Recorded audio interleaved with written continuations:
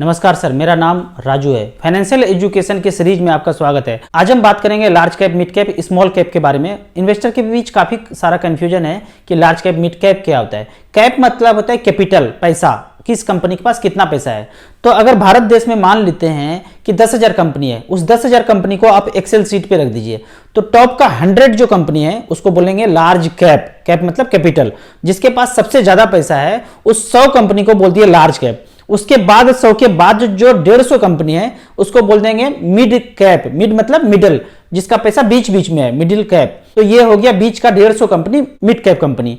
इसके बाद जितना बचा उसको बोलेंगे स्मॉल कैप कंपनी। पहले 100 हो गया, फिर 150 मिड कैप हो गया, तो टोटल 250 हो गया। 250 के बाद जितना बचा सब हो गया स्मॉल कैप कंपनी। इसको एक उदाहरण से समझते हैं कि starsip.in के मेरे वेबसाइट पे जब आप विजिट करेंगे तो पहला ऑप्शन दिखेगा आपको लार्ज कैप। इसका क्या मतलब है, यदि हम इस फंड में पैसा लगाते हैं, उदाहरण के तौर पे SBI ब्लू चिप में पैसा लगाते हैं, तो फंड मैनेजर को हम ये बोल रहे हैं कि मेरा पैसा आप 100 कंपनी में ही सिर्फ और सिर्फ लगाइएगा, बाकी कंपनी में नहीं लगाइएगा। लार्ज कैप का हमने कैटेगरी सेलेक्ट किया है, हमने सेलेक्ट किया है, इन्वेस्टर ने सेलेक्ट किया है, तो फंड मैनेजर का यह हक नहीं है कि वो दूसरे जगह पैसा डाइवर्ट कर सके। तो लार्ज कैप कंपनी का मतलब यही है कि SBI ब्लू चिप ने, एक्सिस ब्लू चिप के फंड मैनेजर ने टॉप 100 कंपनी में ही पैसा लगाया। इसका यदि आप रिकॉर्ड देखते हैं तो SBI ब्लू चिप ने 1 लाख का पिछले 10 साल में 4,46,000 रुपए बनाया है। ठीक इसी तरह आप लार्ज कैप से मिड कैप कैटेगरी चेंज करते हैं।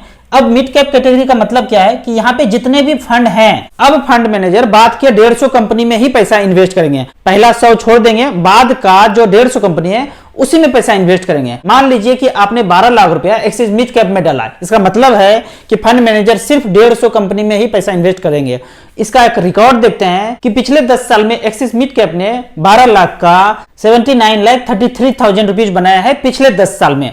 अब इस कैटेगरी को हम चेंज करके स्मॉल कैप करते हैं। स्मॉल कैप में जैसे ही करते हैं तो इसका क्या मतलब है कि पहला फंड आता है SBI स्मॉल कैप फंड। तो इसका यह मतलब है कि हमने फंड मैनेजर को यह बोला है कि हमारा ये 12 लाख रुपया 250 कंपनी के बाद जितना कंपनी है आप उसमें पैसा इन्वेस्ट कीजिए, छोटे छोटे कंपनी में इन्वेस्ट कीजिए, क्योंकि छोटे कंपनी में ग्रोथ का चांस ज्यादा है। जो छोटा है वही एक दिन बड़ा बनेगा। जो लार्ज कैप आज आपको दिख रहा है बड़ा कंपनी, कभी ना कभी ये स्मॉल कैप ही रहा होगा। तो इस तरह से हम फंड मैनेजर को इंस्ट्रक्शन देते हैं कि मुझे लार्ज में रखना है, मिड में रखना है, स्मॉल में रखना है।